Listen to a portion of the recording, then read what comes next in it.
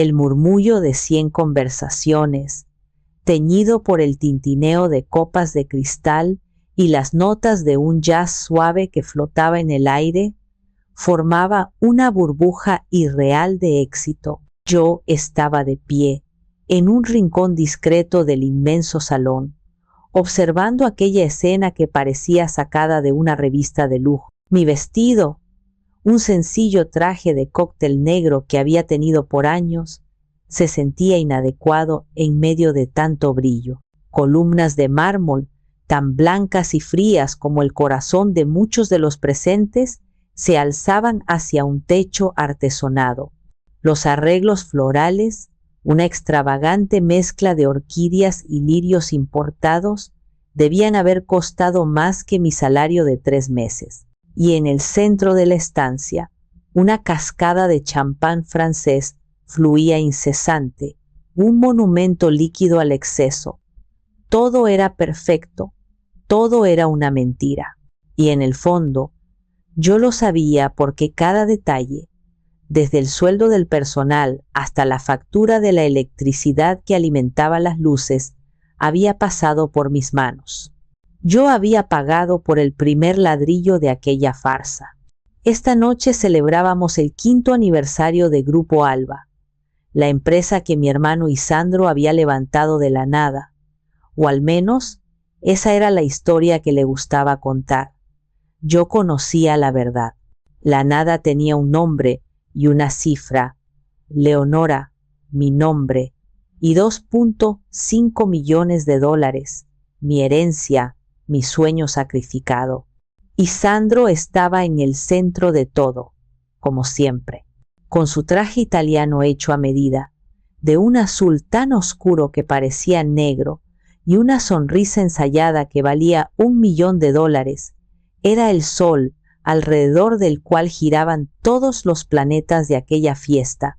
A su lado, su esposa Maite, envuelta en un vestido de lentejuelas doradas que brillaba casi tanto como su propia arrogancia, asentía y sonreía, la perfecta anfitriona. Su risa, un sonido agudo y practicado, resonaba por encima de las conversaciones. Sostuve mi copa de agua mineral con gas, sintiéndome como una extraña en mi propia vida. Observé a los invitados, banqueros, políticos, socialités.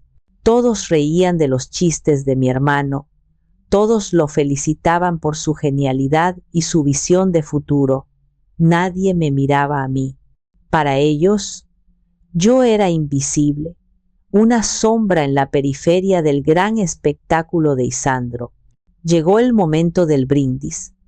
Isandro levantó su copa, y un silencio expectante se apoderó del salón. Las luces bajaron ligeramente, enfocando toda la atención en él. Amigos, socios, familia. Comenzó, su voz resonando con una confianza que había comprado con mi dinero. Hace 5 años tuve un sueño de construir algo grande, algo duradero, un legado. Muchos dijeron que era imposible, pero yo sabía que con trabajo duro y la gente adecuada todo se puede lograr. Mi corazón dio un vuelco. La gente adecuada. Quizás, solo quizás, esta noche sería diferente. Agradeció a sus socios, nombrando a cada uno, agradeció a sus clientes más importantes. Agradeció a su brillante equipo directivo, un grupo de hombres trajeados que había contratado hacía apenas 2 años. Agradeció a Maite, la luz de mi vida, mi inspiración. Cada nombre era una puñalada en mi estómago. Esperé el mío, en vano. El aplauso estalló, atronador, y yo me quedé allí, con mi pequeña esperanza hecha añicos a mis pies. La gratitud, al parecer, no era parte del presupuesto de aquella noche. Cuando la música volvió a sonar y la gente se arremolinó a su alrededor, me abrí paso entre la multitud. Tenía que hacerlo. Necesitaba por una vez que reconociera la verdad. Isandro, le dije en voz baja cuando finalmente llegué a su lado. Fue un discurso precioso, conmovedor. Quizás se te olvidó mencionar mi pequeña contribución al principio de todo. Su sonrisa se congeló por un instante, un microsegundo de irritación antes de que la máscara volviera a su lugar. Me tomó del brazo con una fuerza innecesaria y me arrastró hacia un pasillo de servicio, lejos de las miradas, Maite siguiéndonos como una sombra enyollada. El olor a desinfectante del pasillo era un crudo contraste con el perfume caro del salón. ¿Qué crees que estás haciendo?, siseó, su voz perdiendo todo el encanto de antes. ¿Intentas avergonzarme? ¿Hacer una escena? No quiero una escena, Isandro. Quiero un poco de respeto, un poco de verdad, repliqué, mi propia voz temblando ligeramente. Esa empresa no existiría sin mí, y lo sabes. Maite soltó una risa cortante, un sonido feo y metálico en el silencio del pasillo. Por favor, Leonora, ¿vas a empezar con esa vieja canción? Ya supéralo. Te dimos un trabajo, un techo bajo el que vivir. ¿Qué más quieres? ¿Una medalla? ¿Un monumento? Fue entonces cuando Isandro pronunció las palabras que finalmente rompieron el hilo invisible que me había mantenido atada a ellos durante 7 años. Me miró, no como a una hermana, sino como a un insecto molesto, algo que se aplasta sin pensar. ¿Sabes lo que eres tú, Leonora? Eres una contadora, una empleada. Y una muy afortunada, por cierto, de tener a tu hermano para cuidarte. No te atrevas a actuar como si fueras la dueña de algo. La única cosa que eres en esta casa es una mantenida que vive de mi generosidad. Mantenida. La palabra me golpeó con la fuerza de una bofetada. El aire se me escapó de los pulmones. Miré su rostro, el rostro de mi hermano pequeño, y vi a un extraño cruel, que llevaba el reloj de oro de mi padre en la muñeca, un reloj que a mí me había sido prometido. Antes de que pudiera responder, Maite ya estaba empujando un pequeño bolso en mis manos. Contenía mi cartera, mis llaves y mi teléfono. Aquí tienes tus cosas, dijo con una dulzura venenosa. Creo que es hora de que te busques un lugar donde realmente pertenezcas, porque claramente este ya no es el tuyo. Me di la vuelta sin decir una palabra más. Caminé de regreso por el pasillo, a través del salón lleno de gente que reía y bebía, sintiendo sus miradas sobre mí, aunque probablemente nadie se dio cuenta del drama silencioso que acababa de ocurrir. Salí por la puerta principal hacia el frío de la noche y escuché cómo la puerta se cerraba detrás de mí con un chasquido suave y definitivo, sellando el final de una vida construida sobre el autoengaño. Estaba sola, humillada y con el corazón hecho pedazos. Pero mientras el frío me envolvía, una extraña calma comenzó a sentarse en mi interior. Era la calma gélida de la claridad. Habían cometido un error. No solo me habían echado, habían liberado a su contadora, y yo sabía dónde estaban enterrados todos los cadáveres financieros.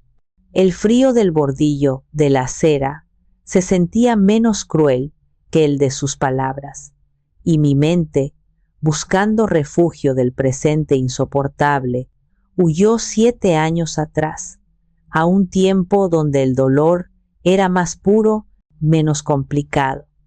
Me transporté a la sala de estar de la casa de mis padres, una semana después de su trágico accidente automovilístico. El aire todavía olía a las flores blancas del funeral, un aroma dulce y sofocante que se mezclaba con la ausencia palpable de mi madre en su sillón favorito y de mi padre en su estudio. El abogado de la familia, el señor Cárdenas, un hombre de rostro amable y ojos tristes que nos conocía desde niños, acababa de leer el testamento. Era simple y justo, un reflejo de cómo habían sido mis padres. Sus bienes, incluyendo la casa en la que crecimos, sus acciones y sus ahorros de toda una vida de trabajo, se dividían en partes iguales entre sus dos únicos hijos, Isandro y yo. Después de liquidar todo, la cifra final para cada uno era de $2.5 millones.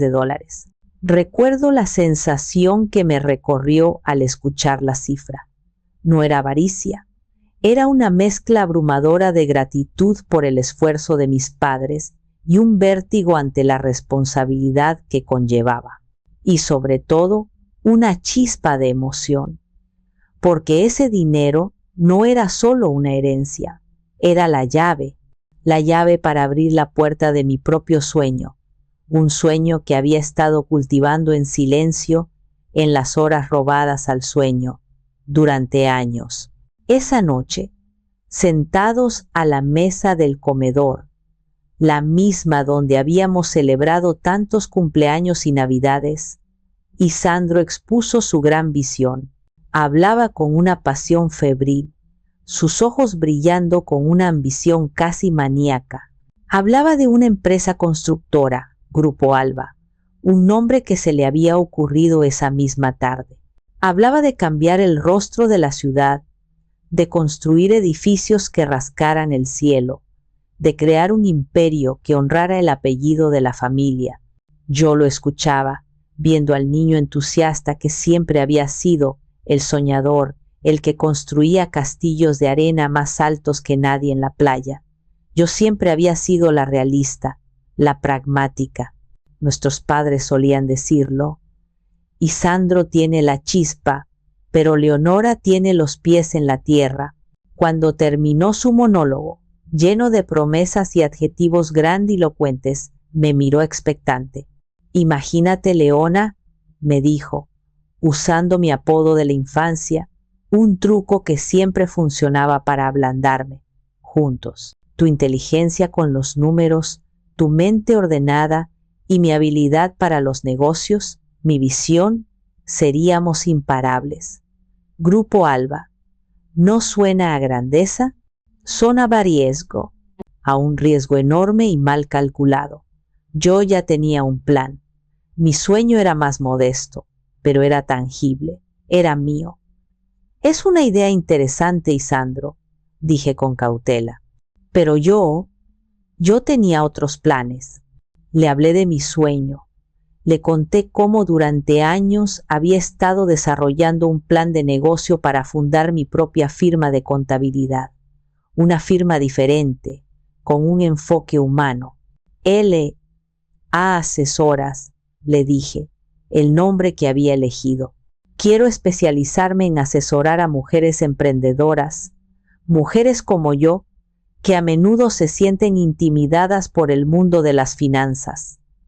Quiero darles las herramientas para que triunfen. Le conté que había diseñado el logo en mi cuaderno, una balanza estilizada formada por dos L. Le conté que había visto un pequeño local perfecto en el centro, con grandes ventanales y espacio para crecer. Mi herencia era el capital inicial que necesitaba para hacerlo realidad, para ser mi propia jefa, para construir algo con mis propias manos y mi propio cerebro. Isandro me escuchó con una paciencia forzada, tamborileando con los dedos sobre la mesa.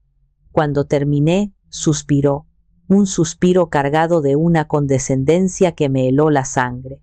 Leona, eso es. Lindo, adorable, un pequeño negocio para mantenerte ocupada. Pero yo estoy hablando de un legado, de continuar lo que papá y mamá empezaron, de multiplicar su dinero, no de gastarlo en un hobby de autoayuda para mujeres. No es un hobby, dije, mi voz firme por primera vez. Es mi carrera, es mi sueño. Claro, claro, dijo, agitando una mano como si espantara una mosca. Pero piénsalo con la cabeza fría, como tú sabes hacer. ¿Qué es mejor? ¿Tener tu pequeña oficina o ser dueña de la mitad de un imperio? El dinero debe trabajar, Leonora. Eso es lo que papá siempre decía. Ponerlo a producir.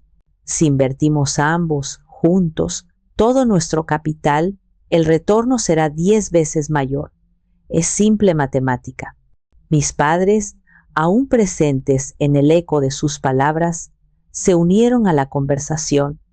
Su recuerdo fue el arma que Isandro usó contra mí con una astucia cruel. Esto es lo que ellos hubieran querido, sentenció, su voz adquiriendo un tono solemne. Que nos mantuviéramos unidos, ahora que estamos solos. Que el hermano visionario fuera apoyado por la hermana inteligente. Somos un equipo, Leona. Lo único que nos queda. Me sentí acorralada. La pérdida de mis padres era una herida abierta, y el miedo a quedarme completamente sola, a romper el último lazo que nos unía, era paralizante. La idea de un equipo era un bálsamo para esa herida, una promesa de que no tendría que enfrentar el mundo sin nadie. Isandro sacó un par de hojas de papel, un acuerdo de inversión que había redactado él mismo. Era vago, lleno de promesas y sin ninguna garantía real. Hablaba de un 50% de las acciones para mí, de un puesto como directora financiera. Lo leí con mi mente de contadora, y cada fibra de mi ser profesional gritaba, ¡peligro! Las cláusulas eran ambiguas. No había plan de salida, no había penalizaciones. Pero lo miré con mi corazón de hermana huérfana, y solo vi la palabra juntos. Confía en mí, Leona, dijo Isandro, su voz suave y persuasiva. Nunca te haría daño. Somos familia. Es el dinero de mamá y papá. Lo cuidaré como si fuera oro. Y le creí. O, para ser más precisa, elegí creerle. Porque la alternativa, admitir que mi hermano estaba aprovechándose de mi duelo para quedarse con el dinero que me permitiría ser independiente, era una verdad demasiado devastadora para soportarla en ese momento. Tomé el bolígrafo. Con cada letra de mi nombre, sentí que estaba firmando la sentencia de muerte de mi propio sueño. Leonora. Cada trazo era una palada de tierra sobre mi pequeña oficina, sobre mi logo, sobre las mujeres a las que quería ayudar. Cuando terminé, le entregué el papel. Le estaba entregando mi futuro. Isandro sonrió, una sonrisa de triunfo. No te arrepentirás, prometió. Y esa fue, quizás, la mentira más grande de todas, porque desde ese preciso instante, cada día de los siguientes 7 años, no hice otra cosa que arrepentirme. Arrepentirme de haber confundido la manipulación con el amor familiar y el autoengaño con la esperanza. Los primeros 2 años de Grupo Alba fueron un torbellino de trabajo brutal y una austeridad que rayaba en la miseria, al menos para mí. Alquilamos una pequeña oficina en un edificio viejo en una zona industrial de la ciudad. El lugar tenía un olor perpetuo a humedad y papel viejo, y la única ventana daba a una pared de ladrillos. Los muebles eran de segunda mano, desvencijados y desiguales. Isandro declaró que debíamos invertir cada centavo en el crecimiento, una filosofía que aplicaba con un rigor admirable. A mis gastos, no a los suyos. Mi vida se redujo a esas 4 paredes. Llegaba antes del amanecer, cuando la ciudad aún dormía, y me iba mucho después de la medianoche, cuando las calles estaban desiertas. Para ahorrar, Isandro me convenció de que durmiera en un pequeño sofá-cama, en un rincón de la oficina. Es temporal, Leona, solo hasta que consigamos el primer gran contrato, me aseguraba. Ese temporal duró casi 18 meses. Mi sueldo era simbólico, apenas lo suficiente para cubrir mis comidas, que solían consistir en café negro y cualquier cosa que pudiera calentar en el viejo microondas que encontramos en un mercadillo. Yo no era solo la contadora, era la administradora, la secretaria, la recepcionista, la que negociaba con los proveedores para conseguir mejores precios, y a menudo la encargada de la limpieza. Cada factura, cada permiso, cada nómina pasaba por mis manos.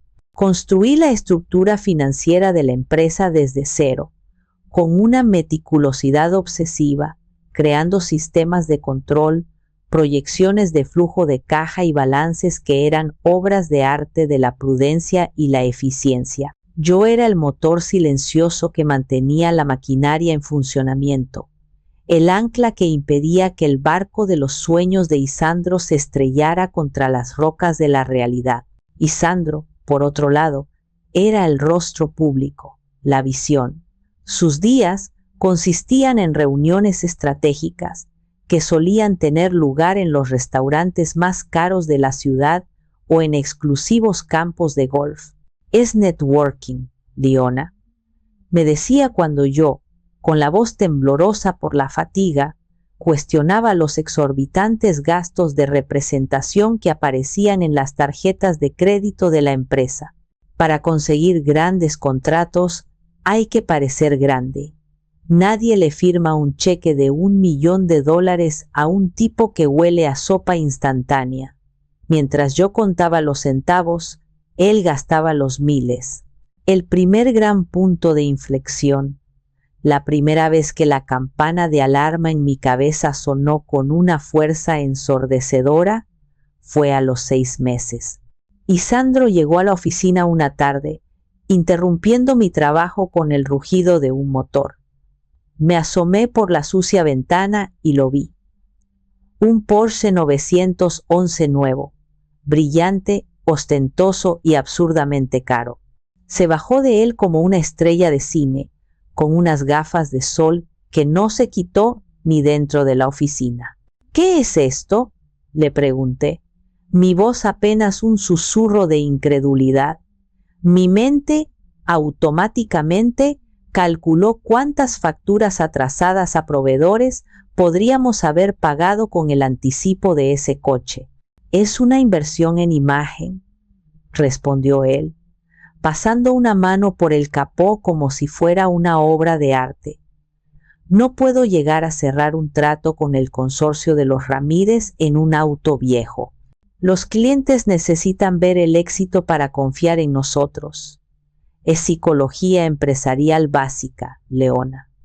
Recuerdo haber abierto el libro mayor en mi computadora. Vi los números, la precaria liquidez, las deudas que se acumulaban, el saldo en rojo que intentaba maquillar cada fin de mes. Y luego miré el coche. La disonancia era brutal. Era como ver a un hombre a punto de ahogarse comprando un sombrero de copa. Fue entonces cuando tuve mi primer gran monólogo interno, el primero de muchos actos de autoengaño. Una parte de mí, la contadora, la mujer lógica, sabía que aquello era una locura. Era un despilfarro irresponsable, una bandera roja del tamaño de un edificio. Sabía que debía enfrentarlo, exigirle explicaciones, quizás incluso amenazar con retirar mi inversión, aunque sabía que el dinero ya se había gastado. Pero la otra parte, la hermana que se sentía culpable por dudar, la huérfana que se aferraba a la idea de equipo, comenzó a tejer una red de excusas. Quizás tiene razón, me susurré a mí misma mientras preparaba otro café solo en la noche solitaria de la oficina. Yo no entiendo de negocios, solo de números. Él es el visionario. Él sabe lo que hace. Yo soy la que está encerrada aquí. No veo el mundo real de los negocios. Si esto ayuda a conseguir ese gran contrato con los Ramírez, habrá valido la pena. Confía en él. Tienes que confiar en él. Me aferré a esa excusa con la fuerza de un náufrago. Era más fácil creer en su visión que aceptar la aterradora posibilidad de que le había entregado los ahorros de toda la vida de mis padres a un irresponsable ególatra. Y para mi desgracia, la táctica pareció funcionar. Unas semanas después, Isandro consiguió el primer gran proyecto, en parte, admitía regañadientes, gracias a la imagen de prosperidad que proyectaba. Ese éxito inicial fue el peor veneno. Se convirtió en la justificación para todos los excesos futuros. Validó mi silencio. Me enseñó a callar la voz de la lógica y a escuchar la del deseo. El deseo de que todo saliera bien, de que mi sacrificio tuviera sentido, de que mi hermano fuera realmente el genio que decía ser. Así que seguí trabajando, día y noche, en mi rincón oscuro, mientras él construía su imagen bajo los focos. Yo era los cimientos, enterrada bajo tierra, invisible pero esencial. Él era la fachada, brillante y admirada por todos. Y durante mucho tiempo me convencí a mí misma de que así es como se construyen los imperios, sin darme cuenta de que, en realidad, solo estaba cavando mi propia tumba, cada vez más hondo con cada factura que pagaba y cada pregunta que no hacía. El éxito, cuando finalmente llegó, no fue una marea que nos levantó a ambos. Fue una ola que lo elevó a él a alturas estratosféricas, mientras a mí me hundía aún más en la invisibilidad. A los 3 años, Grupo Alba ya era un nombre reconocido en la ciudad. Nos mudamos de la oficina húmeda a un rascacielos de cristal y acero en el distrito financiero. La nueva oficina era un espectáculo de diseño moderno, con vistas panorámicas y arte contemporáneo en las paredes. Y poco después, Isandro y Maite, con quien se había casado en una boda fastuosa a la que apenas me sentí como una invitada más, compraron la mansión. Era una obra maestra arquitectónica, una fortaleza de cristal y concreto en la zona más exclusiva de la ciudad, con piscina infinita, jardines diseñados por un paisajista famoso y un garaje para 6 coches. «Hay un cuarto para ti, por supuesto», me dijo Isandro, como si me estuviera haciendo el favor más grande del mundo. El cuarto resultó ser una pequeña habitación en el ala de servicio, junto a la lavandería y el cuarto de la empleada doméstica. Era cómoda, sí, pero su ubicación era un mensaje claro y brutal. Yo ya no era su socia, ni siquiera era un miembro de la familia en pie de igualdad. Era un apéndice, una empleada conveniente que vivía bajo su techo. Mi desvanecimiento fue gradual, una muerte lenta por 1000 pequeños cortes.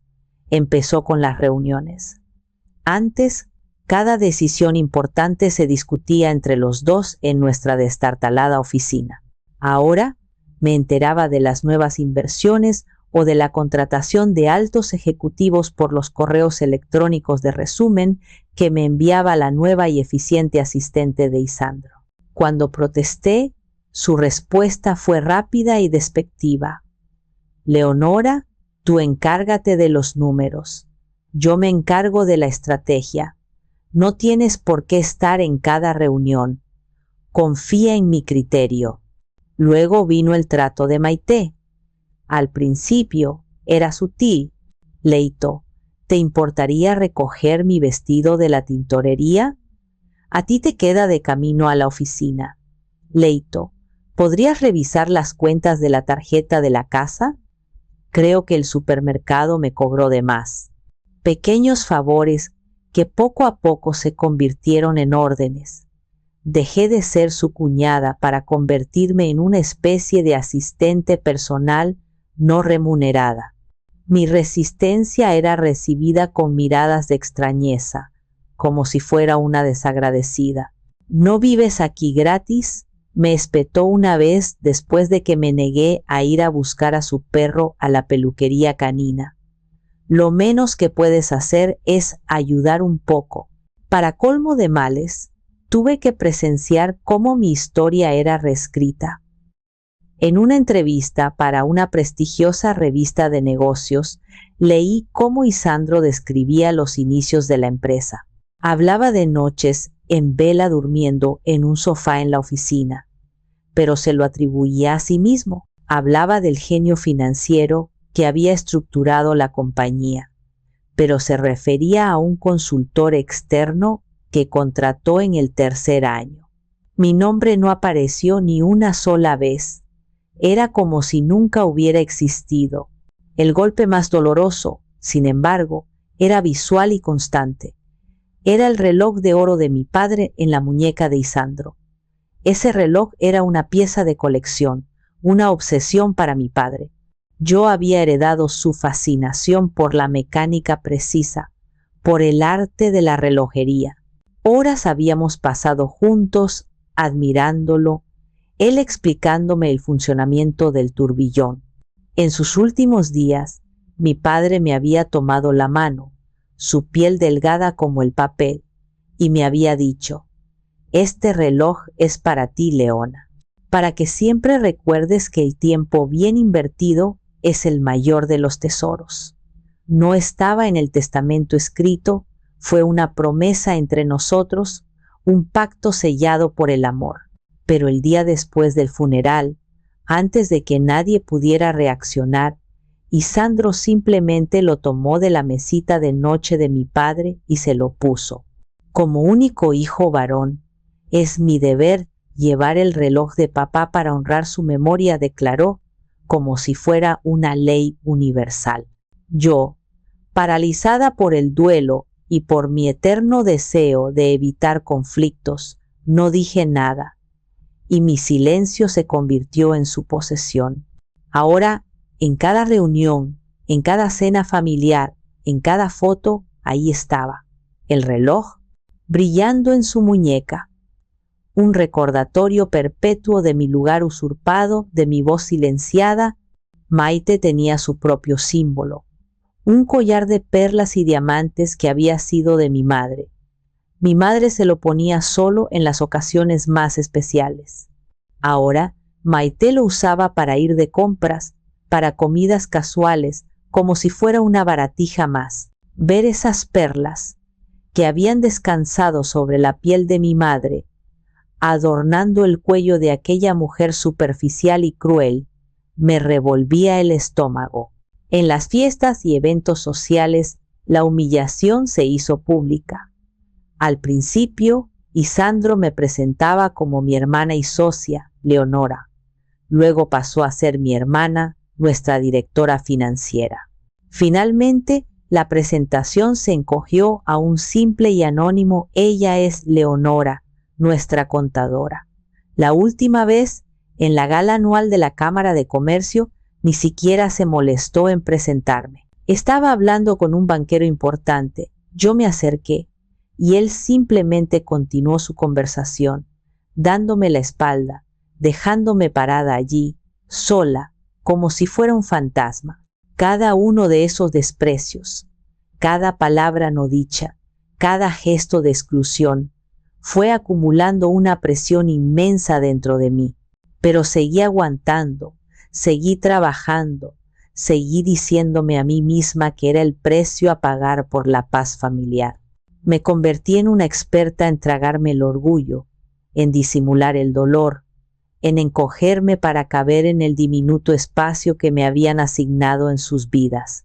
Me estaba desvaneciendo, y lo peor de todo es que yo misma estaba ayudando a borrar mi propio contorno hasta la noche de la fiesta.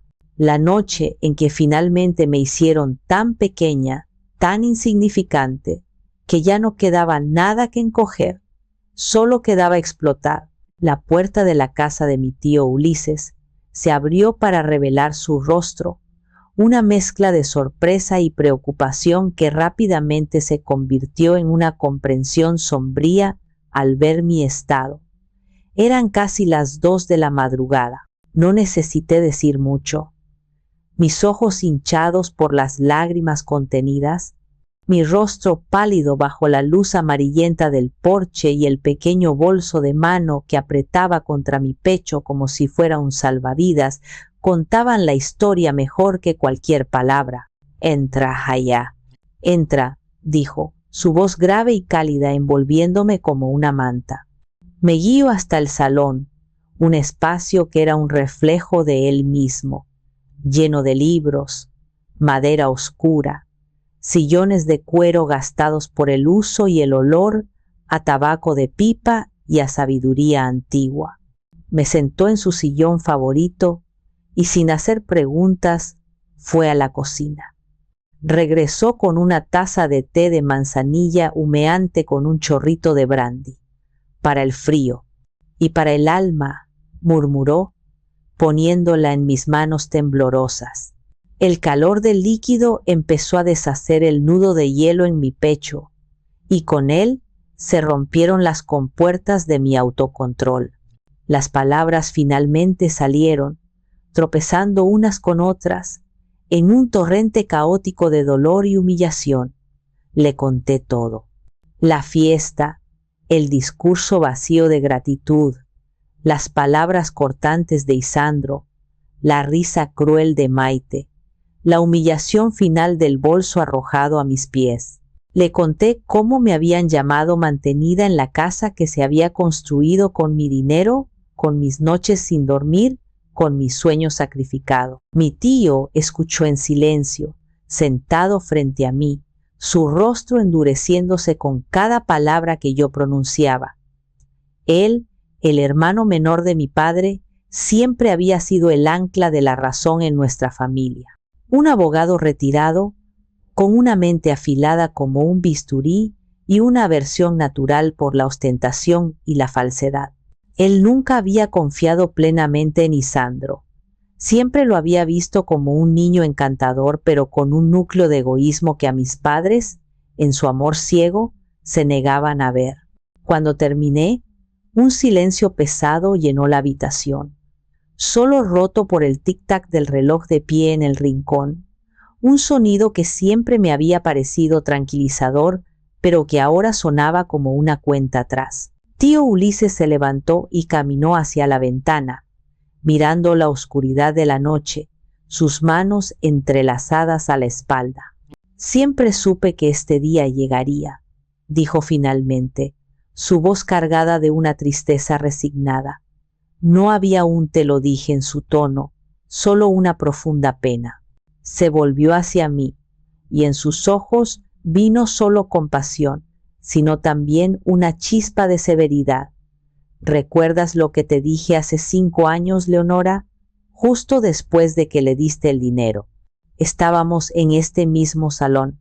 La memoria me golpeó con la fuerza de un reproche, vívida y dolorosa.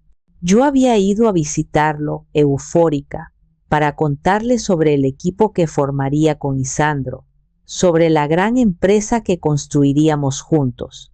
Mi tío me había escuchado con la misma paciencia de hoy, asintiendo lentamente.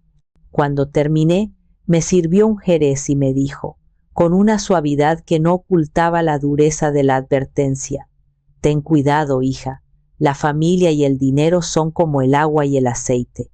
Se pueden mezclar a la fuerza, pero nunca se unen de verdad. Y tu hermano, siempre ha tenido más encanto que carácter. Es un experto en conseguir lo que quiere. Por favor, te lo pido como el hermano de tu padre, asegúrate de que todo esté por escrito, con abogados de por medio. No confíes solo en su palabra, ni en un papel firmado en la mesa de la cocina. Yo, en mi arrogancia juvenil y mi desesperado anhelo de unidad familiar, había ignorado su consejo. Recuerdo haber sonreído con condescendencia.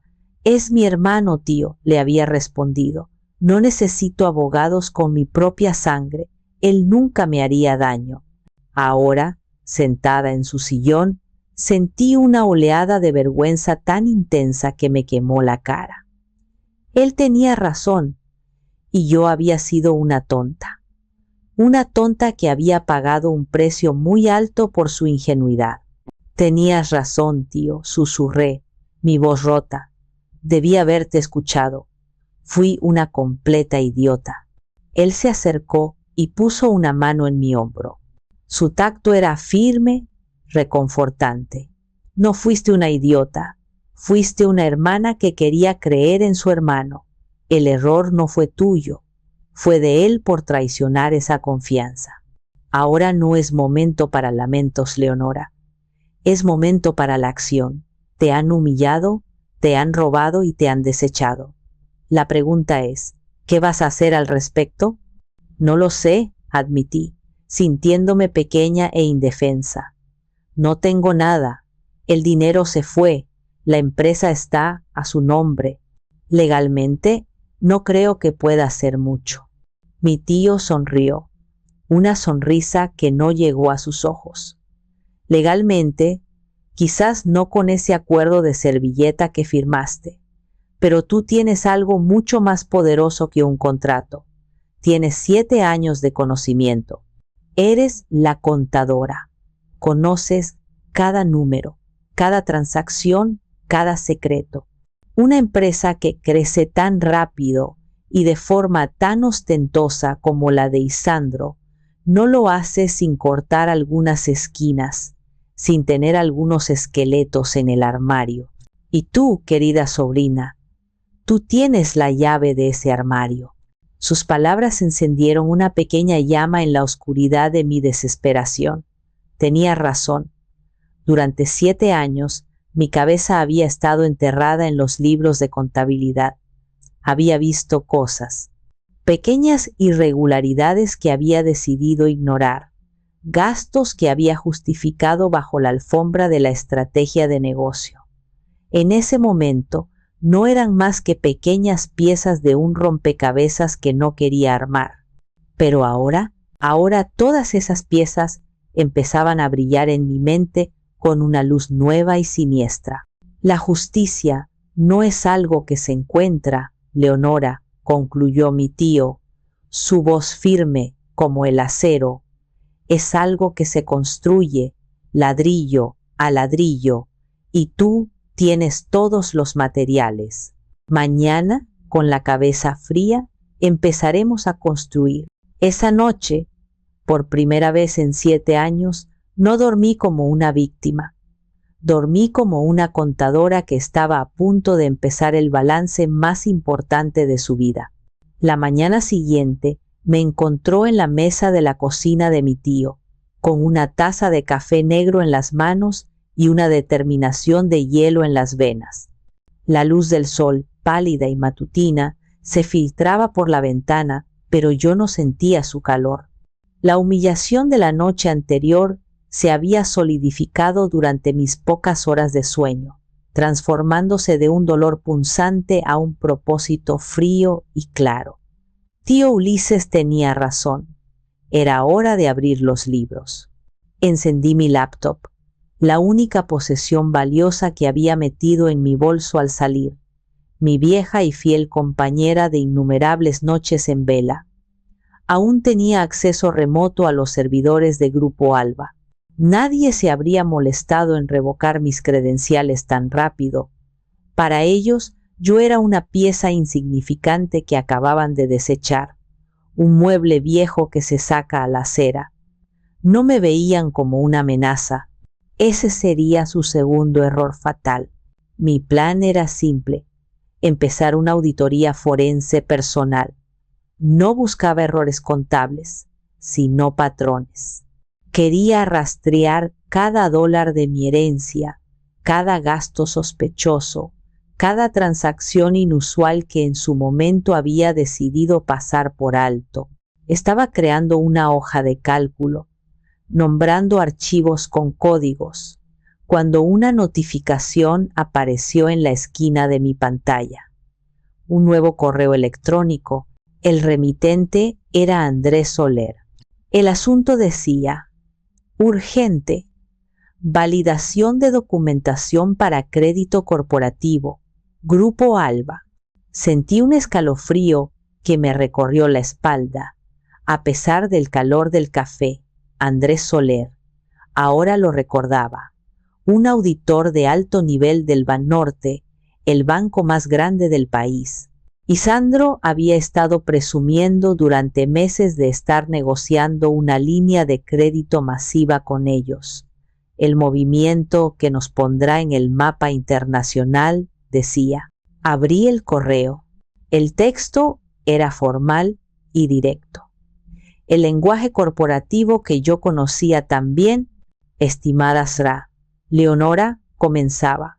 dando seguimiento a la solicitud de crédito por $15 millones de Grupo Alba, y como paso final, antes de la aprobación del comité ejecutivo, requerimos su validación y firma como contadora principal y directora financiera de la empresa sobre los estados financieros y el reporte de activos que se adjuntan en el presente correo. Agradeceríamos pudiera darnos una respuesta a la brevedad posible para proceder con la agenda del comité. Mi corazón empezó a latir con una fuerza sorda en mi pecho. $15 millones, una cifra astronómica. Y Sandro no estaba bromeando. Estaba jugando en las grandes ligas. Con un clic tembloroso, abrí el archivo adjunto. Era un documento PDF de unas 50 páginas, impecablemente diseñado, con el logo del Banorte en la parte superior, lo que le daba un aire de autoridad incuestionable.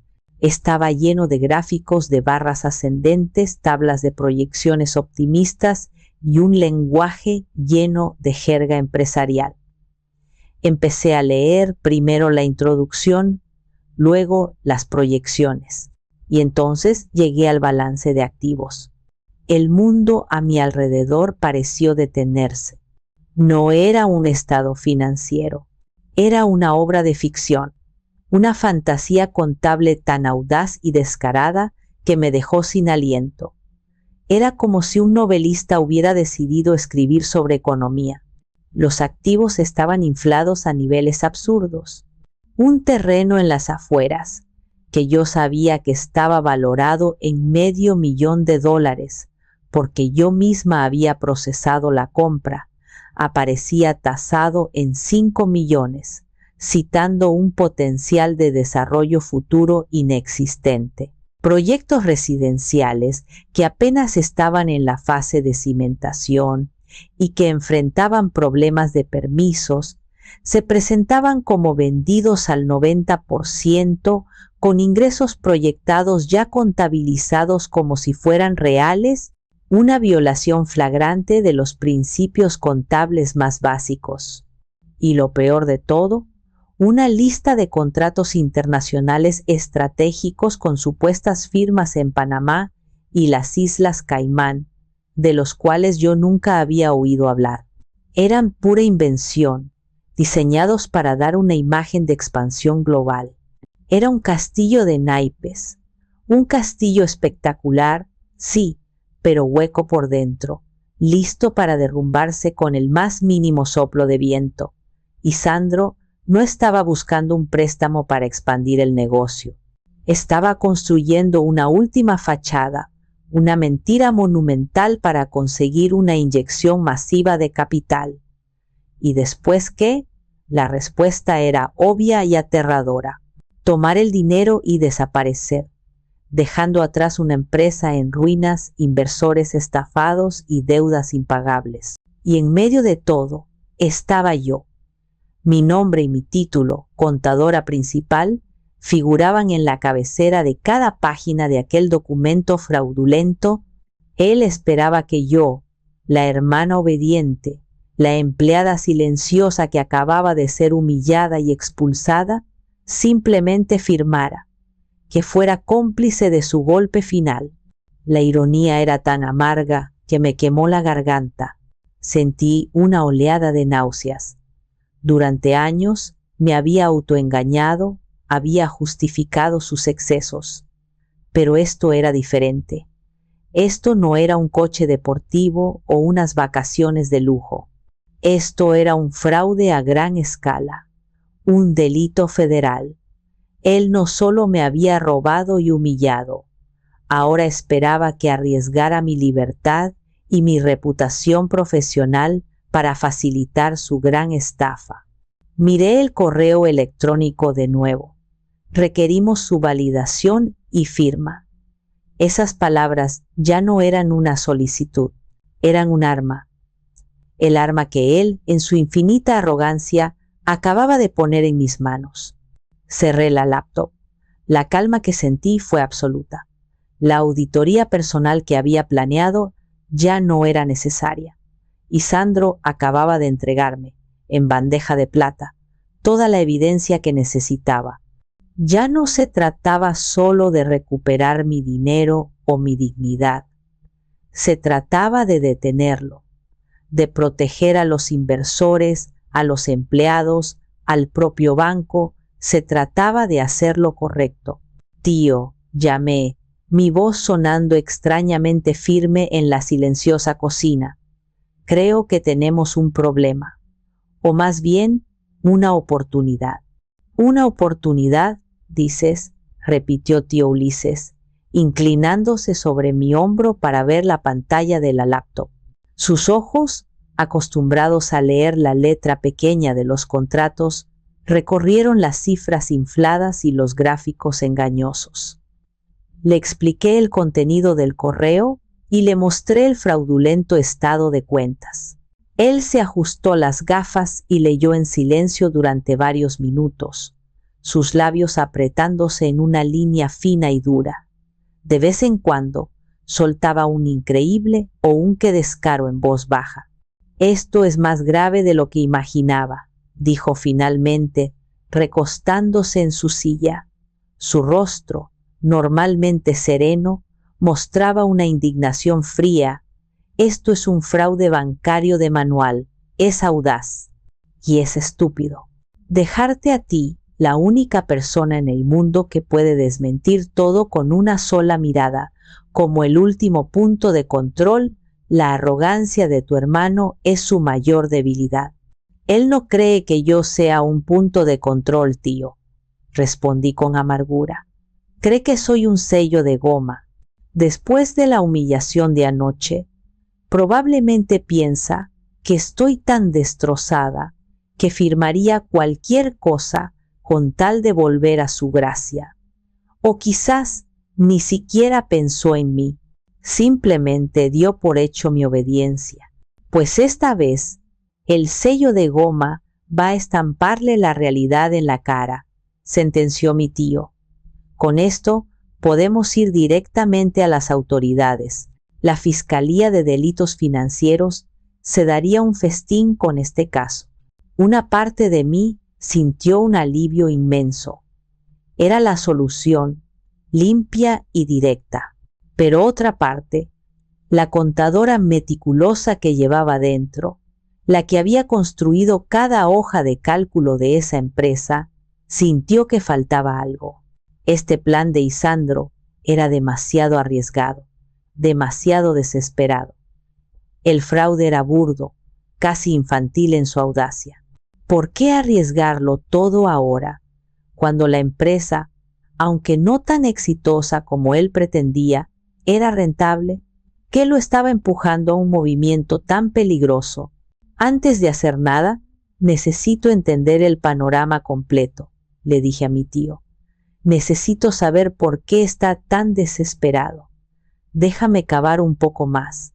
Algo no encaja. Siento que me falta una pieza clave del rompecabezas. Mi tío asintió, reconociendo la lógica profesional en mi voz. De acuerdo, tienes razón. Antes de atacar hay que conocer todo el terreno, pero ten cuidado, Leonora. Estás entrando en un territorio muy peligroso. Ya no estás lidiando con un hermano malcriado, sino con un delincuente acorralado. Pasé las siguientes horas sumergida en los archivos más profundos de Grupo Alba, no en los informes de gestión que se presentaban a los socios minoritarios, sino en los registros crudos, en las carpetas de los primeros años, en los archivos que nadie había abierto en mucho tiempo. Buscaba deudas, pasivos ocultos, algo que explicara la urgencia de esos 15 millones. Y entonces lo encontré. No era una carpeta llamativa. Se llamaba simplemente Créditos Iniciales, archivada dentro de otra carpeta llamada Históricos. Dentro había una serie de documentos escaneados en baja resolución. Eran los contratos de los primeros préstamos que la empresa había solicitado, cuando apenas éramos una startup operando desde aquella oficina húmeda. Eran préstamos pequeños, de prestamistas privados y bancos de segundo nivel, los únicos que se arriesgarían con una empresa nueva sin historial. Abrí el primer contrato, un préstamo de $50,000 para comprar la primera maquinaria. Leí los términos, las tasas de interés abusivas, las cláusulas de penalización por impago que eran draconianas, y luego llegué a la página de las firmas.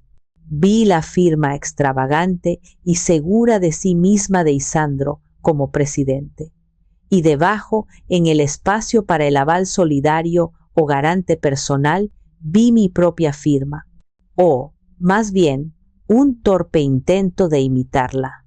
Me quedé mirando la pantalla, mi cerebro negándose a procesar lo que mis ojos veían. La caligrafía era similar, pero no era la mía.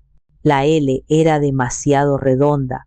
La A final se inclinaba de una forma que yo nunca la inclinaría. Era una falsificación burda y obvia para cualquiera que conociera mi firma real. Con el corazón martilleándome en el pecho, abrí el siguiente documento, y el siguiente, y el siguiente.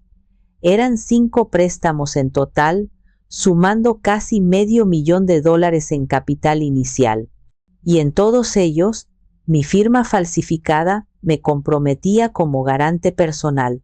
Si la empresa no pagaba, los acreedores vendrían a por mí. La sangre se me heló en las venas. El aire se volvió espeso y difícil de respirar. El puzzle en mi cabeza se armó de golpe, revelando una imagen monstruosa. Mi herencia no había sido suficiente. Para poner en marcha su fantasía, Isandro había necesitado más capital, y en lugar de ponerme como socia, lo que le habría obligado a compartir el control y los beneficios, había encontrado una solución más sencilla. Me había convertido en su red de seguridad sin mi conocimiento. Había falsificado mi firma, usando mi buen nombre y mi historial crediticio impecable para asegurar el dinero que necesitaba. Y lo había hecho desde el principio. La verdad me golpeó con una violencia física. Mi participación en la empresa no había comenzado con mi inversión, había comenzado con un acto criminal. Él no solo me había robado mi futuro, había hipotecado mi presente y mi pasado sin mi consentimiento. Ahora todo tenía sentido. La desesperación por el préstamo de 15 millones. Esos primeros créditos, con sus tasas de interés altísimas, debían estar a punto de vencer. Isandro no estaba buscando expandirse. Estaba buscando tapar un agujero negro financiero que estaba a punto de tragárselo. Y si se hundía, su plan era hundirme con él. La cláusula de aval solidario significaba que, ante la quiebra de la empresa, los acreedores liquidarían mis bienes personales, los pocos que me quedaban, antes de tocar los suyos, que seguramente ya habría protegido en cuentas a nombre de Maite o en el extranjero. Me levanté de la silla, sintiendo un mareo. Caminé hasta el baño y me miré en el espejo. Vi el rostro de una mujer que había sido traicionada de la forma más profunda y calculada posible.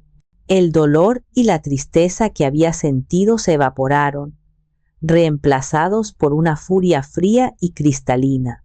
Esto ya no era una disputa familiar por dinero. Esto era una lucha por mi supervivencia. Él había intentado encadenarme a su barco que se hundía. Y ahora yo no solo iba a cortar esa cadena, iba a usarla para arrastrar su barco hasta el fondo del océano. Regresé a la cocina. Mi tío me miró, alarmado por la expresión de mi rostro. ¿Qué encontraste?, preguntó. Puse la laptop frente a él y le mostré las firmas. ¿Ves esto, tío? Esto no es un negocio familiar. Es la escena de un crimen, y yo soy la víctima principal. La revelación de las firmas falsificadas cambió la atmósfera en la cocina de mi tío. La tristeza por una familia rota se disipó, reemplazada por la gravedad de una estrategia legal. Tío Ulises, el abogado retirado, volvió a la vida. Sus ojos, antes nublados por la preocupación familiar, ahora brillaban con la luz acerada de la ley. Se puso las gafas de leer y examinó cada firma falsificada en la pantalla, asintiendo lentamente. «Esto lo cambia todo», dijo, su voz perdiendo toda calidez y volviéndose incisiva. «Esto ya no es un caso de abuso de confianza, es un delito de fraude, falsificación de documentos y suplantación de identidad. Tenemos el control total, Leonora, pero debemos ser inteligentes. Un movimiento en falso y él podría intentar destruir las pruebas o declararse en bancarrota antes de que podamos actuar. No podemos darle la oportunidad de reaccionar». Pasamos las siguientes 2 horas trazando el plan. No sería una confrontación emocional, sino una ejecución quirúrgica. Cada paso fue diseñado con la precisión de un balance contable, sopesando riesgos y beneficios. La cocina de mi tío se transformó en un cuarto de guerra. El primer paso era responder al correo de Andrés Soler, el auditor del banco. Era nuestra única oportunidad de tender la trampa. Siguiendo el consejo de mi tío, redacté una respuesta cuidadosamente ambigua, una obra maestra de la diplomacia corporativa. «Estimado señor Soler», escribí, «gracias por su correo. He revisado la documentación preliminar. Sin embargo, debido a la magnitud de la línea de crédito y a nuestra política interna de debida diligencia que yo misma implementé, me gustaría solicitar una reunión presencial en sus oficinas para repasar algunos puntos y entregar la certificación final en persona. Sugiero que en dicha reunión estén presentes los directivos del banco involucrados en la aprobación, así como el presidente de Grupo Alba, el señor Isandro.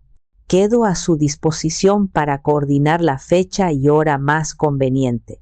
La redacción era perfecta, mostraba profesionalismo y diligencia, no sospecha.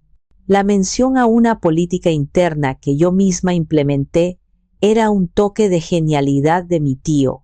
Sonaba creíble y reforzaba mi autoridad. La solicitud de una reunión con altos mandos le daría al acto la solemnidad que necesitábamos y aseguraría que tuviéramos a los peces gordos como testigos. Y Sandro, al leerlo, porque sabía que el banco le reenviaría mi respuesta, vería a su obediente hermana haciendo su trabajo. Quizás incluso pensaría que estaba intentando impresionarlo. No imaginaría la trampa que se estaba tendiendo. El segundo paso fue la preparación. Mientras esperábamos la confirmación de la reunión, que llegó esa misma tarde para el día siguiente, me dediqué a la tarea más importante de mi vida profesional. Durante 2 días y sus noches apenas dormí. Convertí la mesa del comedor de mi tío en un centro de comando. Imprimí cada documento, cada estado de cuenta, cada correo electrónico comprometedor. Los organicé en carpetas, con pestañas de colores y notas adhesivas. Creé 2 portafolios de cuero negro, idénticos, 2 cajas de Pandora como las bautizó mi tío. Cada uno contenía la carpeta de la herencia, el testamento, el acuerdo de inversión original firmado por mí y un detallado informe de flujo de efectivo que rastreaba cómo mis $2.5 millones se habían desviado a las cuentas personales de Isandro y Maite para financiar su estilo de vida, en lugar de invertirse en la empresa. Incluí facturas de sus viajes, de sus coches, de la boda, la carpeta del fraude bancario, el estado financiero fraudulento enviado al Banorte y al lado, página por página, el estado financiero real, con las cifras correctas resaltadas en un rojo sangriento. Las discrepancias eran tan enormes que resultaban insultantes. La carpeta de la falsificación, copias de alta resolución de los 5 contratos de préstamo con mi firma falsificada. Junto a ellas, un informe preliminar de un perito grafólogo que el tío Ulises había contratado de urgencia, un viejo colega suyo. El informe, aunque preliminar, era concluyente. Las firmas no habían sido hechas por la misma mano que mis muestras de firma auténtica. Mientras trabajaba, recibí una llamada de un número desconocido. Era Isandro. Su voz sonaba eufórica, impaciente. Leonora dijo: recibí tu correo. Buena iniciativa, muy profesional. El banco está impresionado con tu rigor. La reunión es mañana a las 10 a.m. en su corporativo. Sé puntual y no digas ninguna estupidez. Solo responde lo que te pregunten. Firma los papeles y sonríe. Después de esto, te prometo que las cosas van a mejorar para ti. Quizás hasta te subamos el sueldo. La condescendencia en su voz, la promesa vacía, ya no me dolían, me daban fuerza. La rabia se había enfriado y convertido en un bloque de hielo en mi estómago. Estaré allí, Isandro. No te preocupes, haré mi trabajo, respondí, mi voz tan calmada que me sorprendió a mí misma. Bien, dijo, y colgó. No tenía idea de que acababa de confirmar su propia ejecución. El tercer y último paso del plan era el más difícil para mí a nivel personal. Esa noche, mi tío me hizo sentarme y me miró fijamente. Leonora, una vez que entres en esa sala, no hay vuelta atrás. Esto destruirá a Isandro, destruirá el nombre de la familia. ¿Estás absolutamente segura de que puedes hacerlo? Aún estás a tiempo de detenerte. Miré los portafolios sobre la mesa. Vi el rostro de mi padre en mi mente. Recordé su promesa sobre el reloj de oro. Pensé en mi sueño robado, en mi firma falsificada, en la palabra mantenida resonando en mis oídos. La duda que podría haber sentido se había convertido en una certeza de acero. Tío, dije, mi voz firme y clara. Durante 7 años he balanceado los libros de su empresa. Mañana, finalmente, voy a balancear los libros de mi vida, y hay una deuda muy grande que tiene que ser saldada. Mi tío asintió lentamente, una mirada de triste orgullo en sus ojos. Entonces, que así sea. El corporativo del Banorte era una torre de cristal y acero que se alzaba hacia el cielo, un monumento al poder y al dinero que Isandro tanto ansiaba. Mientras cruzaba el vestíbulo de mármol pulido, un espacio tan vasto y silencioso que se podía oír el eco de mis propios tacones, sentí una extraña sensación de calma. Era la calma que precede a la tormenta. Llevaba un traje sastre gris, sobrio y profesional, mi cabello recogido en un moño apretado. En cada mano, un portafolio de cuero negro. No era la víctima humillada de la fiesta, era la contadora principal de Grupo Alba y venía a hacer mi trabajo. El último trabajo. Un asistente con un traje impecable nos guió a mí y al tío Ulises, quien me acompañaba como mi asesor legal, a un elevador privado que nos llevó sin paradas al piso 40. La sala de juntas era impresionante. Una mesa de caoba larguísima, pulida como un espejo, rodeada de sillas de cuero ergonómicas, y una pared de cristal que ofrecía una vista panorámica de toda la ciudad. El imperio de mi hermano, a sus pies, justo antes de que se derrumbara. Isandro y Maite ya estaban allí. Él, con un traje que costaba más de lo que yo ganaba en un año, exudaba confianza. Paseaba por la sala, hablando por su teléfono, gesticulando, como si ya fuera el dueño del lugar. Maite, a su lado, examinaba la decoración con ojo crítico, probablemente calculando cuánto costaría replicarla en su propia mansión. Parecían una pareja real visitando a sus súbditos. Cuando me vieron, Isandro me dedicó un asentimiento casi imperceptible, un gesto de un amo a su sirviente antes de volver a su llamada. Maite simplemente me ignoró como si yo fuera parte del mobiliario. Del otro lado de la mesa se sentaba la cúpula del banco. Reconocí a Andrés Soler, el auditor, quien me saludó con un gesto profesional. Y en la cabecera, una mujer de unos 60 años, con el cabello plateado perfectamente peinado y una mirada que podía cortar el acero. Llevaba un traje de chaqueta de un color marfil y un collar de perlas discretas.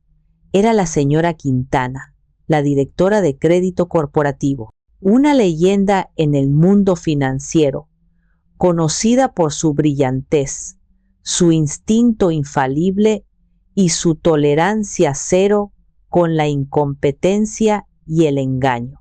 Me miró por un instante y sentí que sus ojos no solo veían mi traje, sino que analizaban mi balance personal de pérdidas y ganancias. La reunión comenzó puntualmente. Isandro terminó su llamada y tomó asiento, desplegando su encanto.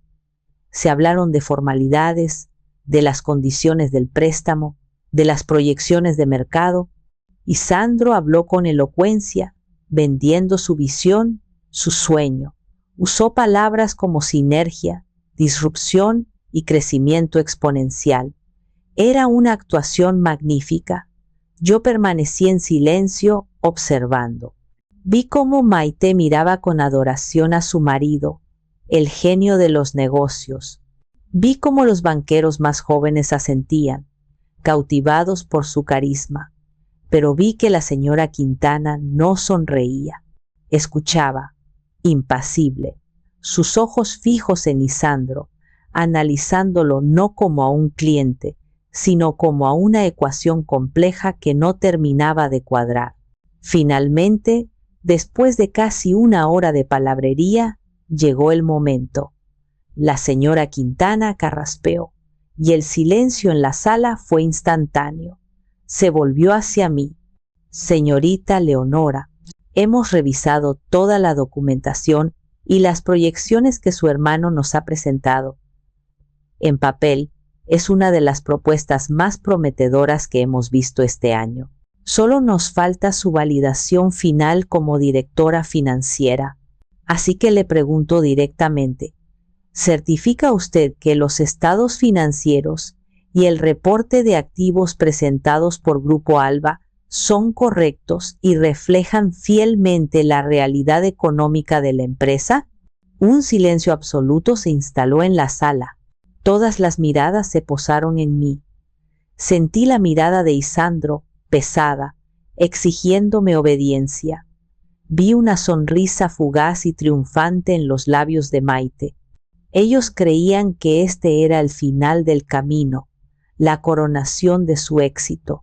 No sabían que era el principio del fin.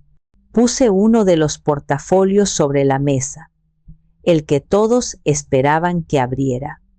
Luego, con un movimiento lento y deliberado, puse el segundo portafolio a su lado. Respiré hondo. Y entonces hablé. Mi voz, para mi propia sorpresa, sonó clara y firme, sin un atisbo de temblor. Miré directamente a los ojos de la señora Quintana.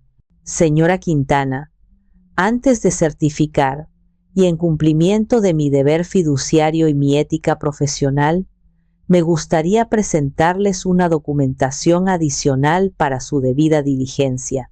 Hice una pausa, dejando que el peso de mis palabras se asentara en la sala. Creo que la encontrarán reveladora. La confusión apareció en los rostros de los banqueros. La sonrisa de Maite se desvaneció, reemplazada por un ceño fruncido. Vi un destello de pánico en los ojos de Isandro. Pánico real. ¿Documentación adicional?, preguntó la señora Quintana, enarcando una ceja, su interés repentinamente avivado. Sí, respondí. Abrí el segundo portafolio, el que nadie esperaba. Verán, el estado financiero que tienen ustedes es una obra de ficción. Dije, sacando el primer fajo de papeles, encuadernado profesionalmente, es el estado financiero real de Grupo Alba. Lo deslicé por la mesa de caoba hasta que se detuvo frente a ella. El tío Ulises, a mi lado, se irguió ligeramente en su asiento, como un león preparándose para saltar. Y Sandro se levantó de golpe, la silla chirriando contra el suelo de mármol. ¿Qué demonios estás haciendo, Leonora?, gritó, su máscara de encanto cayendo para revelar un rostro de furia y miedo. Ella no sabe lo que dice. Está confundida, estresada. Ha estado bajo mucha presión. Ignoré sus gritos. Mantuve mi mirada fija en la señora Quintana, quien ya estaba examinando los papeles con una rapidez asombrosa. Como puede ver, continué, mi voz cortando el aire tenso como un cuchillo. Los activos están inflados en un 500%. Los ingresos han sido falsificados, usando proyecciones futuras, como si fueran hechos consumados. Y la empresa, lejos de estar lista para una expansión, está al borde de la insolvencia técnica debido a una deuda no declarada. La tormenta había comenzado, y yo estaba en el ojo del huracán, perfectamente en calma. El grito de Isandro fue el detonante. La sala, antes un remanso de profesionalismo corporativo, se convirtió en un escenario de caos contenido. «Seguridad», exclamó uno de los banqueros más jóvenes, levantándose a medias, su rostro una mezcla de confusión y alarma. «Tranquilo, señor Robles», dijo la señora Quintana sin levantar la vista de los papeles que yo le había entregado. Su voz era tan calmada y autoritaria que silenció a todos. Levantó la mirada, no hacia mí, sino hacia mi hermano, que seguía de pie, temblando de rabia. «Señor Isandro, le sugiero que se siente y deje que su hermana termine. Estoy empezando a encontrar esta documentación adicional fascinante». Su tono era gélido, y la forma en que pronunció fascinante hizo que sonara como condenatorio. Isandro, pálido como un fantasma, se desplomó en su silla. Maite lo miraba, su boca abierta en una mueca de horror, como si acabara de ver el lujoso mundo que habitaba empezar a resquebrajarse y caer en un abismo. Sus dedos enjollados se aferraban al borde de la mesa como si temiera caerse ella también. Aproveché el silencio. Con la precisión metódica de una contadora presentando un informe anual, abrí la segunda carpeta de mi portafolio. «Esto, señores, es la génesis de Grupo Alba», anuncié, deslizando una nueva serie de documentos por la mesa. «Es el acuerdo de inversión que firmé hace 7 años, cediendo mi herencia de $2.5 millones. Y añadí, poniendo a su lado un voluminoso informe encuadernado en espiral, es el análisis de flujo de efectivo que demuestra cómo menos del 30% de ese dinero se invirtió realmente en la empresa. El resto». Hice una pausa y miré deliberadamente a Maite, cuyos ojos se abrieron con pánico. Se destinó a financiar un estilo de vida que la compañía no podía permitirse: coches de lujo, viajes a Europa en primera clase, la boda de casi $500,000 del señor Isandro y, por supuesto, el reloj de oro de mi padre que mi hermano lleva puesto en este momento. Isandro se llevó instintivamente la mano a la muñeca, como si el reloj le quemara. Maite ahogó un sollozo. un sonido patético que se perdió en la tensión de la sala. Pero la ficción no termina ahí, continué, mi voz volviéndose más dura, más cortante. Saqué la última carpeta, la más delgada, la más letal, para asegurar el capital inicial que ni siquiera mi herencia podía cubrir. Cuando la empresa no era más que una idea en un papel, el señor Isandro recurrió a la falsificación de documentos. Puse sobre la mesa las copias de los 5 contratos de préstamo. Las deslicé una a una, como si estuviera repartiendo cartas en una partida de póker mortal. Estos documentos me nombran como aval solidario de la empresa, comprometiendo mi patrimonio personal. El único problema es que yo nunca los firmé. Coloqué junto a ellos el informe del perito grafólogo, con su sello oficial. Este informe pericial, realizado por uno de los mejores expertos del país, confirma sin lugar a dudas que la firma que aparece en estos contratos no es la mía. Es una falsificación. Por lo tanto, no solo se ha cometido un fraude contra mí, sino también contra las instituciones financieras que otorgaron esos préstamos iniciales, a las que se les hizo creer que contaban con una garantía válida. Cada palabra era un clavo en el ataúd de mi hermano. La sala estaba tan silenciosa que se podía oír la respiración agitada de Maite. Los rostros de los banqueros eran máscaras de incredulidad y furia.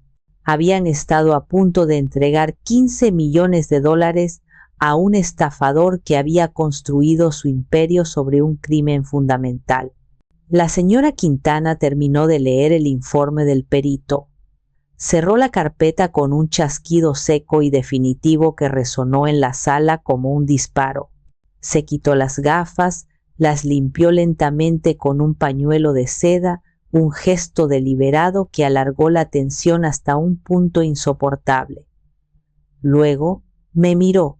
Por primera vez, en su mirada de acero vi un destello de algo parecido al respeto.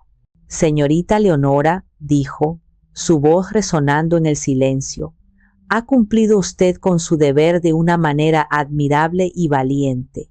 El sector financiero necesita más profesionales con su integridad.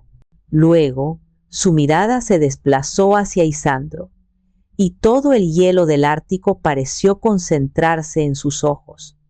Señor Isandro, dijo, su tono ya no era el de una banquera, sino el de una jueza dictando sentencia. No solo su solicitud de crédito queda denegada, sino que en este preciso instante todas las cuentas personales y empresariales de usted, de su esposa y de Grupo Alba en nuestra institución y en todas nuestras filiales quedan congeladas preventivamente a la espera de una investigación. Se inclinó hacia el intercomunicador de su escritorio, sin apartar la mirada de mi hermano. Marta, dijo con una calma aterradora, comuníqueme con el jefe de seguridad y con el departamento legal, que suban de inmediato a la sala de juntas del piso 40 y dígales que contacten a la Fiscalía de Delitos Financieros. Tenemos una situación aquí. Fue entonces cuando el último vestigio de control de Isandro se hizo añicos. Se levantó de un salto, su rostro deformado por una rabia impotente. ¡Tú!, me gritó, señalándome con un dedo tembloroso. Zorra traidora, has destruido a tu propia familia. Te vas a arrepentir de esto. Antes de que pudiera dar un paso hacia mí, 2 guardias de seguridad corpulentos entraron en la sala. Se movieron con una eficiencia silenciosa, flanqueando a mi hermano. No lo tocaron, pero su mera presencia era una barrera infranqueable. Maite finalmente encontró su voz, pero solo para emitir un chillido agudo y lastimero. Isandro, haz algo. Diles que es un error. Diles que tu hermana está loca, que está celosa. Pero Isandro ya no podía hacer nada. Estaba atrapado. Su imperio, construido sobre mis sueños y sus mentiras, se estaba derrumbando a su alrededor en tiempo real. Los guardias lo tomaron suavemente pero con firmeza por los brazos. Mientras se lo llevaban, sus ojos se encontraron con los míos. En ellos no vi arrepentimiento, solo vi un odio puro y profundo, el odio de un estafador que ha sido descubierto. Mientras la puerta se cerraba tras él, me permití exhalar por primera vez un aliento que pareció salir desde el fondo de mi alma. Tío Ulises puso una mano reconfortante en mi espalda. Miré a través de la pared de cristal, a la ciudad que se extendía bajo nosotros, el imperio de Isandro, y sentí como si un peso enorme, un peso que había estado cargando durante 7 largos años, finalmente se levantaba de mis hombros. La caja de Pandora había sido abierta, y aunque había liberado monstruos, también, al final, había liberado la verdad, y a mí con ella. Lo que siguió a la detención de Isandro en la sala de juntas fue un colapso tan rápido y espectacular como el de un edificio demolido con explosivos. La maquinaria de la justicia y las finanzas, una vez puesta en marcha, fue implacable. La noticia del intento de fraude masivo al Banorte y la posterior investigación se filtró a la prensa financiera esa misma tarde, probablemente a través de una fuente del propio banco interesada en mostrar su diligencia. Al día siguiente, el nombre de Grupo Alba y de Isandro estaban en todos los titulares, no en las secciones de sociedad y negocios, sino en la de sucesos y tribunales. El prometedor empresario Isandro vi detenido por intento de fraude millonario. Grupo Alba bajo investigación. Un imperio construido sobre mentiras. La caída de un Golden Boy. De la cima del éxito a la celda, el efecto fue inmediato y devastador.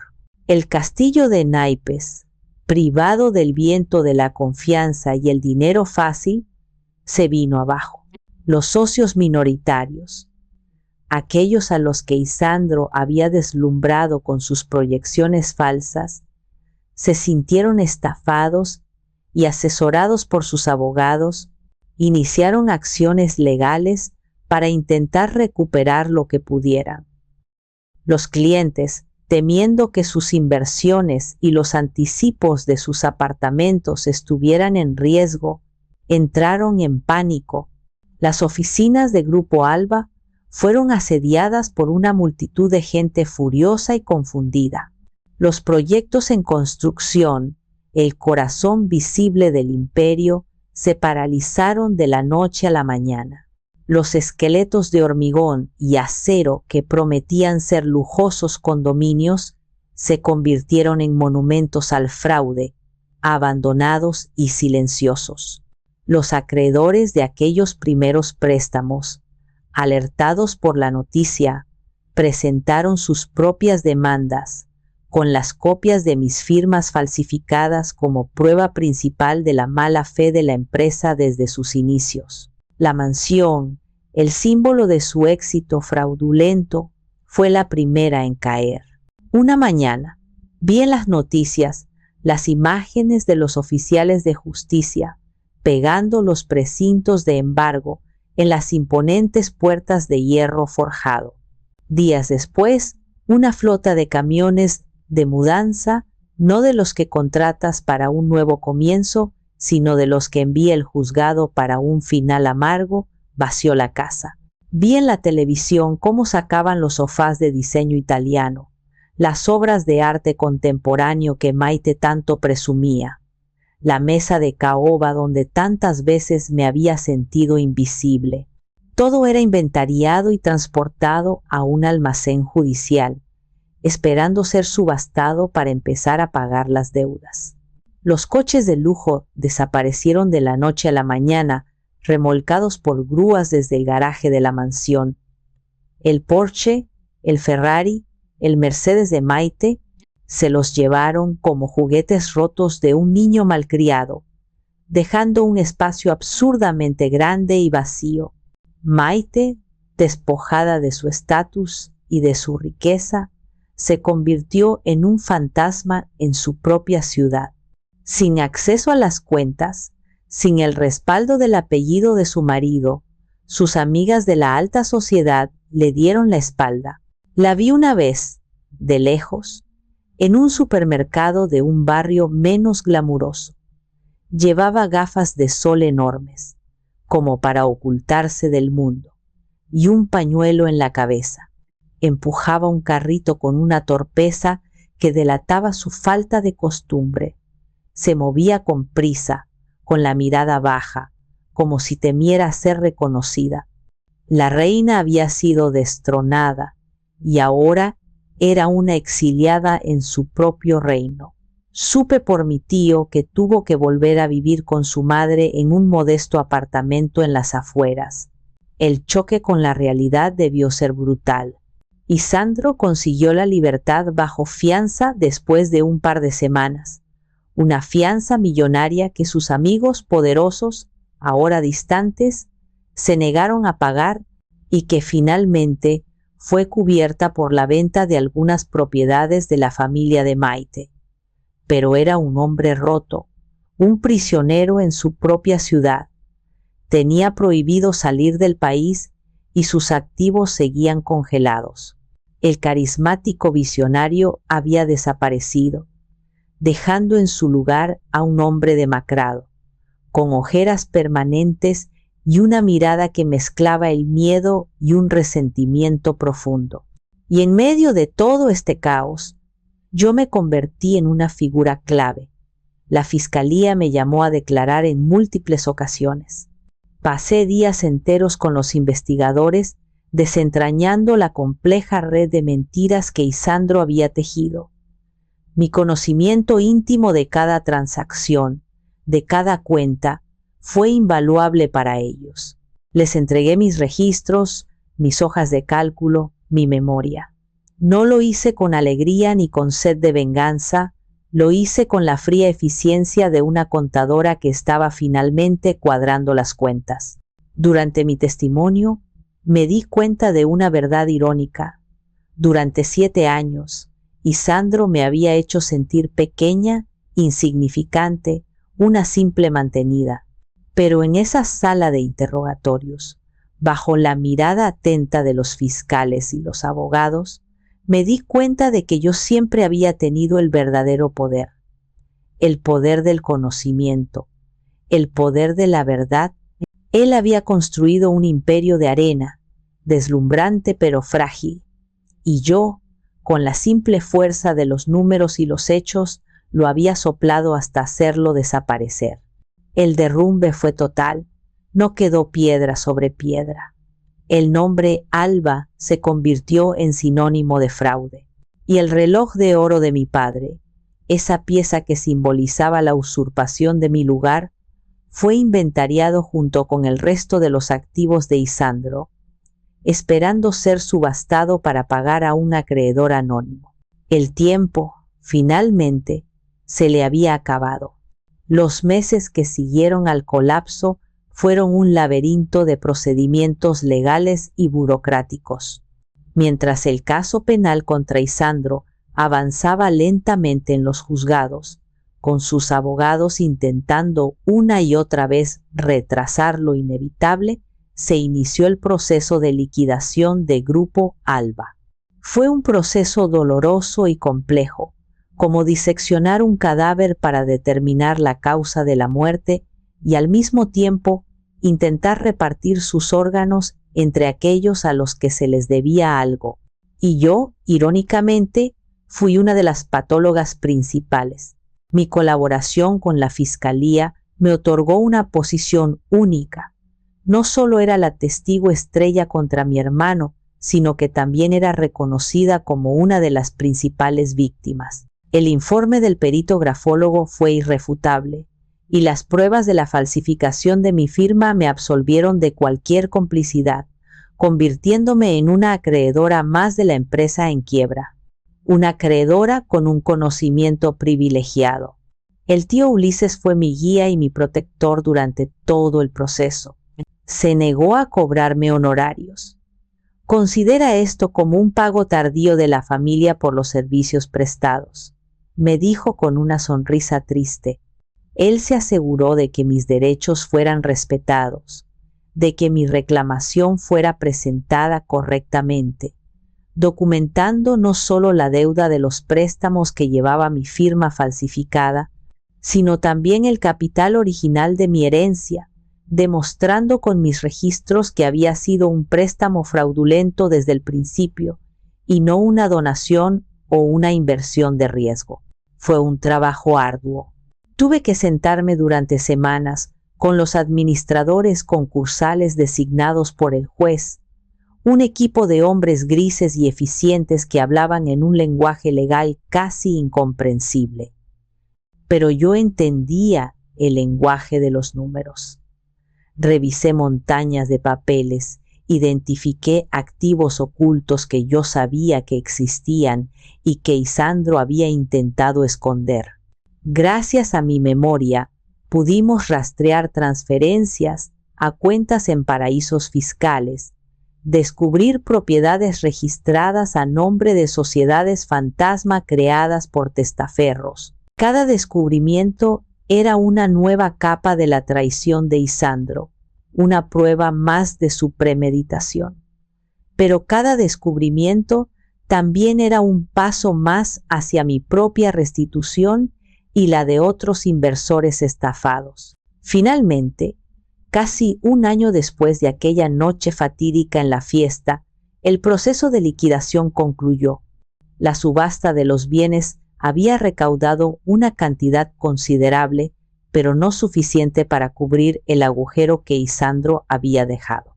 Después de pagar a los empleados sus salarios atrasados, a los proveedores y a los acreedores prioritarios, quedaba una cantidad de dinero para repartir entre los inversores y acreedores como yo. Recibí una llamada del tío Ulises. «Leonora», me dijo, su voz sonando extrañamente formal. «Tenemos la resolución final del juez sobre el reparto de la masa concursal». Hizo una pausa. «Te han adjudicado una restitución de casi $1.800.000.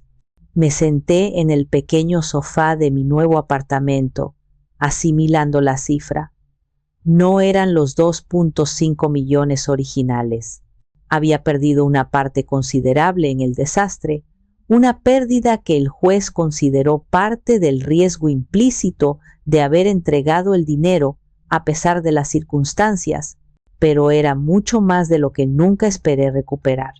Era un nuevo comienzo, era justicia, no la justicia poética de las películas, sino la justicia real, imperfecta pero tangible.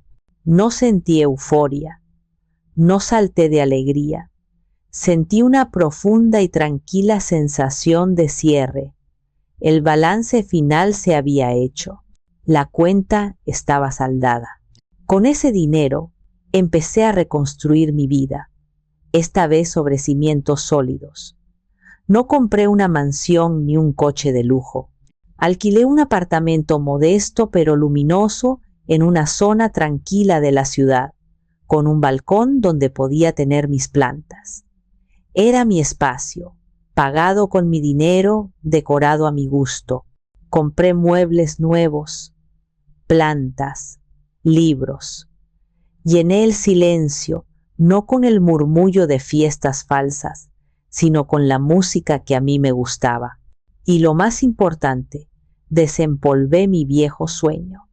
Con una parte del dinero, alquilé una pequeña oficina en el centro, la misma zona que había mirado con anhelo 7 años atrás.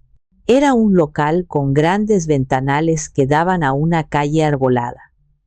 La pinté de un color cálido, puse un escritorio de madera clara, una computadora nueva y una cafetera que hacía un café excelente. Y colgué un letrero en la puerta. Era simple, elegante y contenía las palabras que pensé que nunca vería hechas realidad. L, a asesoras, Leonora, asociadas, consultoría financiera. Mi primer cliente fue una joven chef que quería abrir su propio restaurante y no entendía de impuestos.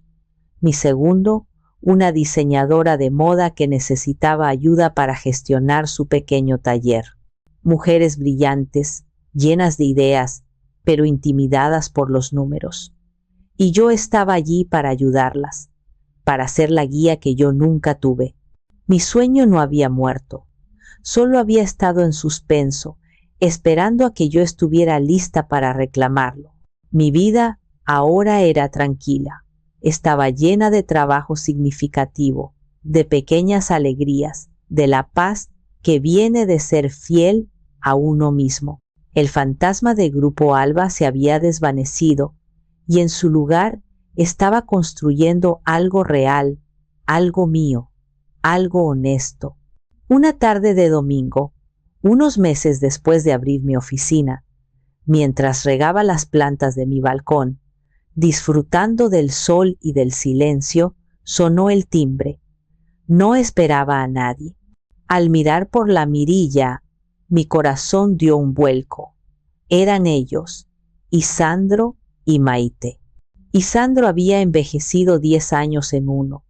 Su traje ya no era de diseñador y le quedaba grande, como si se hubiera encogido dentro de él. Su arrogancia había sido reemplazada por una desesperación demacrada. Maite, a su lado, parecía una sombra pálida de la mujer que fue, sin joyas, sin maquillaje de alta gama, con la mirada perdida y las manos nerviosas. Dudé un instante. Una parte de mí quiso ignorarlos, fingir que no estaba en casa, pero otra parte, la mujer que había cerrado los libros de su pasado, supo que necesitaba este punto final. Abrí la puerta. «Leonora», comenzó Isandro, su voz ronca, casi irreconocible. «Necesitamos hablar». «Ya no tenemos nada de qué hablar, Isandro», respondí, mi voz tranquila, sin rastro de la ira de antaño. Me sorprendió mi propia calma. «Por favor», suplicó Maite, sus ojos llenándose de lágrimas, unas lágrimas que ahora parecían genuinas. «El juicio penal es en 2 semanas. Los abogados dicen que la evidencia es abrumadora. Si tú testificas, lo van a condenar. Pasará años en la cárcel. Por favor, Leonora, por la familia que fuimos, retira los cargos». «Yo no presenté cargos penales, Maite. Fue la fiscalía. Yo solo dije la verdad», repliqué, manteniéndome firme en el umbral de mi puerta, mi santuario.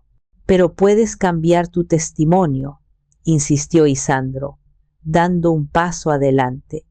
«Puedes decir que fue un malentendido, que tú aprobaste los préstamos, que estabas al tanto de todo. Podemos arreglarlo. Te devolveré el dinero de alguna manera, te lo juro. Venderemos lo que nos queda». Escuché sus palabras y sentí una extraña mezcla de lástima y distancia. Eran como extraños suplicando en una lengua que yo ya no entendía. La lengua de la mentira, de la manipulación, del arreglo fácil. Los miré a los dos, al hombre que me había robado y traicionado, y a la mujer que había sido su cómplice silenciosa y cruel, y finalmente entendí. Lo que me pedían no era perdón. El perdón es algo que se otorga a quien se arrepiente. Ellos no se arrepentían de sus acciones, se arrepentían de sus consecuencias. Lo que me pedían era complicidad. Me pedían que volviera a ser la Leonora de antes, la que sacrificaba su verdad por la comodidad de ellos, la que absorbía sus deudas morales. Negué lentamente con la cabeza. «Lo siento», dije, y lo sentía de verdad. Sentía lástima por las personas rotas que tenía delante. «Pero lo que ustedes me piden no es perdón, es que vuelva a encender la cerilla para que puedan seguir jugando con fuego. Y yo ya no hago eso». Me miraron, sus rostros cayendo en la cuenta de que la puerta a la que habían llamado ya no era una entrada de servicio, sino un muro. Su mayor deuda, continué, mi voz suave, pero firme como una roca, no es con el banco, ni siquiera conmigo, es con la verdad. Y en la contabilidad, como en la vida, toda deuda, tarde o temprano, debe ser saldada. Es hora de que paguen la suya. Sin esperar respuesta, cerré suavemente la puerta. No la cerré de un portazo. No había ira en mi gesto, solo finalidad. Al otro lado, escuché un sollozo ahogado de Maite y un gruñido de frustración de Isandro. Luego, el sonido de sus pasos, alejándose por el pasillo. Me apoyé en la puerta, cerré los ojos y respiré hondo. El aire de mi apartamento olía a café recién hecho y a tierra húmeda de mis plantas. Olía a paz, olía a libertad. Hice lo correcto al exigir justicia, aunque destruyó lo que quedaba de mi familia, ¿o debí perdonarlos y seguir siendo su carga silenciosa? No tengo todas las respuestas, pero sé que esa noche, por primera vez en muchos años, dormí con la conciencia tranquila y los libros de mi vida, finalmente, en perfecto balance. ¿Qué hubieran hecho ustedes en mi lugar?